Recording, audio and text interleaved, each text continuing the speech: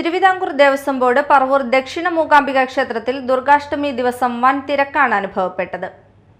ദുർഗാഷ്ടമി ദിവസം പുലർച്ചെ സംഗീത മണ്ഡപത്തിൽ സംഗീതാർച്ചന, വയലിൻ അർച്ചന, ഭജന, മോഹിനിയാട്ടം, നൃത്തനിത്യങ്ങൾ എന്നിവ അർച്ചനയായി അവതരിപ്പിക്കപ്പെട്ടു.